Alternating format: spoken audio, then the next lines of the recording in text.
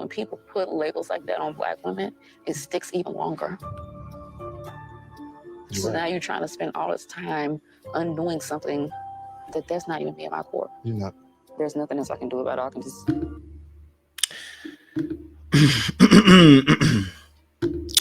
Now, I did a video and I spoke a little bit about this situation. I said, obviously, the boys let each other down. They all snitched on each other. So I didn't say it covered none of themselves in any kind of glory. We've got Jessica here talking about how, you know, for Black women, it becomes a stereotype. And while I do believe that the word aggressive and sometimes combative and those kind of words do stick with Black women, this ain't the case. It's well and truly earned. And before anybody jumps on my throat about Jessica isn't combative, the readiness to fight is what we see in this episode. This was ready to fight, ready to confront everybody and go after them over this word, which was said in the boys' lounge. You don't agree with it? Fine. Leave it. Let it go. No, she didn't want to let it go. She wanted to fight everybody. That's why she snide remarked to Lee later on towards the end. Okay, all right. That's why she confronted Murray the way she did and then dumped him after. This is why when she was wanting to find out who said this thing, when it was Chris that said it, but you want to push every man to try and tell you who it was. Why? Ready to go after him too, right? So for me personally, whether you would call it combative or confrontational, I don't really care what you call it. There is some energy here which is negative and I don't like it. Nobody likes it. And here's the funny thing about it. The group agrees, right? What's really interesting is the wording that's going to be. I'm going to show you a clip. The wording that's used in this tells me it's a whole group. And I just want Jessica to stop the witch hunt. But she didn't. She continued onwards and nailed Chris to the cross expertly in the last scene. Now, of course, none of them wanted to be on put on a date together. Chris didn't want to. I'm sure Jessica didn't want to be put on a date together. But the production thought to himself, this will make great TV. Put them together. Let her eliminate him. Let's see what happens. All right. And they say the rest is history. Now, I want to go to that clip in a second. But before we do me a massive favor. Like it, share, subscribe. Click on that bell button for notification of the what? Uploads. And for those of you who are returnees, you already know what it is, baby. You got the minerals. You got the minerals. You stay hydrated because the streets out there are hot. Listen, do me this big favor. We're going to work together and reach this milestone because y'all know I appreciate y'all as well. But we're going to get to that 100K subscribers as well. Help us reach that milestone, and by the end of the year, yes, we will get there. All right, and also you can join our membership as well for £1 or $1.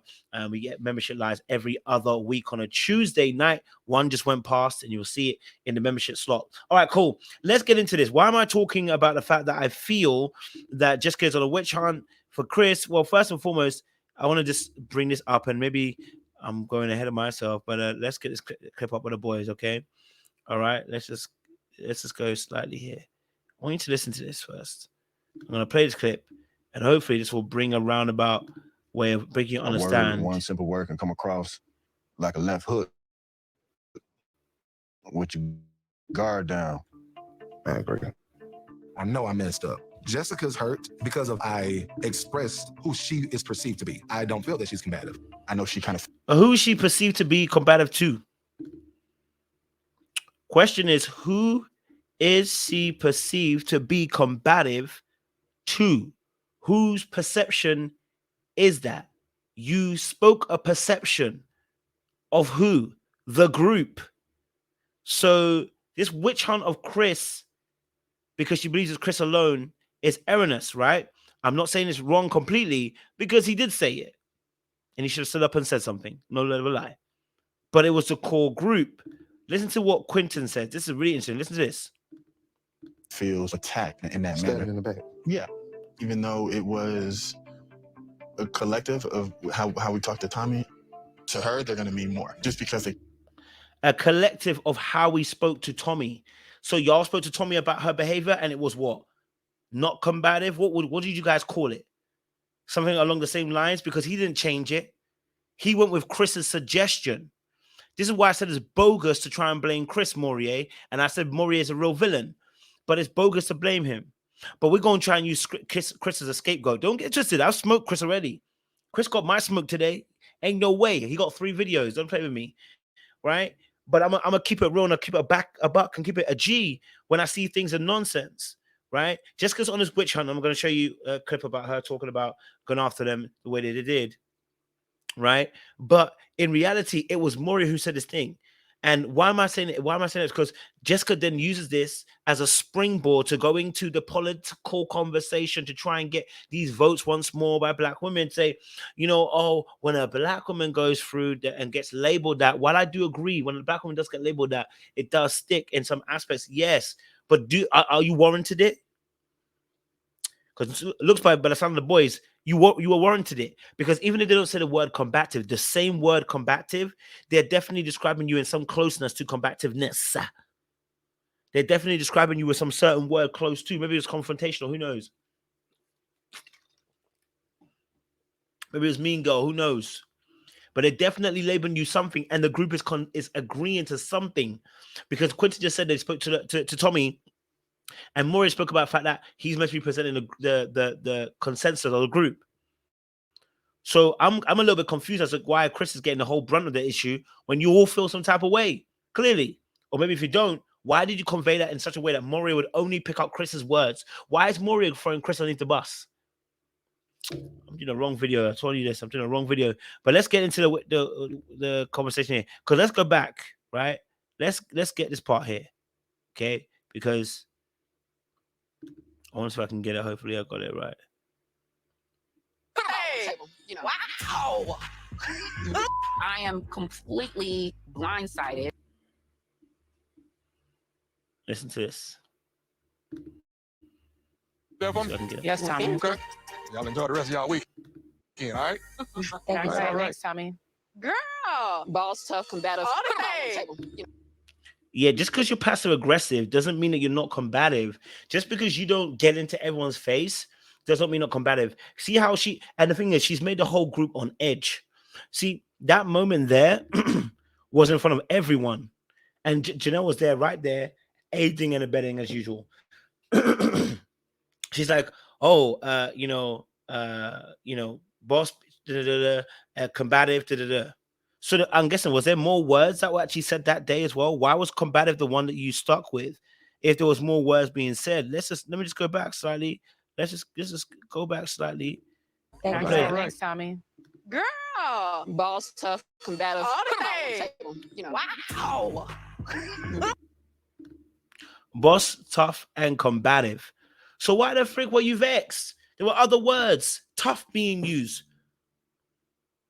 And I'm guessing boss wasn't using it in a nice way either, right? Because clearly you're mentioning it, boss, tough, combative. So there were several words that were used to describe how the group actually felt about you. And then so everyone decided to pussy out, including Chris, about saying who said it when there was more than one word being said. So why is she latching onto the combative part? She don't like that part. But actually, it goes all in alignment with the same words. I'm not going to be honest with you. They're in the same family group. Combative, tough, boss, ladylike. Usually we don't, when they talk about the boss chick, they don't mean that in a positive manner. You get what I'm saying? When they're dropping it in this way.